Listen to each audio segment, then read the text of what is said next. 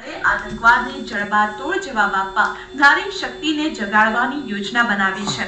નારીને અત્યારે અમે ટાર્ગેટ એટલા માટે બનાવ્યું છે કે જેનાથી એમને તાલીમ આપવાથી પોતાનું સેલ્ફ ડિફેન્સ તો કરે જ, પરંતુ આજુબાજુની અંદર પણ આ બાબતની જ્યોત ફેલાય એ અમારો હેતુ રહેલો છે। અને ગુજરાતની અંદર આ પ્રથમ વખત આટલી 1200 બાળાઓને એટ અ ટાઈમ શિક્ષણ આપવામાં આવ્યું હોય તો આ પહેલી વખત છે।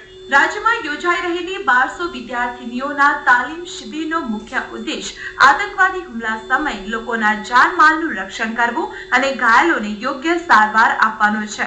પરંતુ 3 દિવસીય આ તાલીમ શિબિરમાં આ વિદ્યાર્થીનીઓને સામાન્ય લોકો સાથે રહી આતંકવાદીઓના સ્લીપર સેલને શોધી પોતે પોલીસે કેવી રીતે મદદરૂપ થઈ શકે તેની પણ વિશેષ તાલીમ આપવામાં આવશે। શહેરના લોકોને જાગૃત કરવા માટે આ એક તાલીમ એવી છે કે જેનાથી અમે પણ કંઈક દેશ માટે કરી શકીએ અને અમારા રાષ્ટ્રને પણ અમુક સમયે અમુક આપત્તિઓમાં મદદરૂપ થઈ શકીએ। આઝાદી વખતે પણ પુરુષો સાથે ખભે ખભો મિલાવી અંગ્રેજો સામે લડનારી ગુજરાતણો હવે આતંકવાદને ડામવા મેદાનમાં ઉતરી છે। ત્યારે આ વિદ્યાર્થીનીઓ તાલીમ મેળવ્યા બાદ પોતાની સુરક્ષાની સાથોસાથ માત્ર પોતાના ઘરનું જ નહીં પરંતુ સમાજનું માળખું મજબૂત બનાવશે। ઈટીવી સમાચાર સુરત।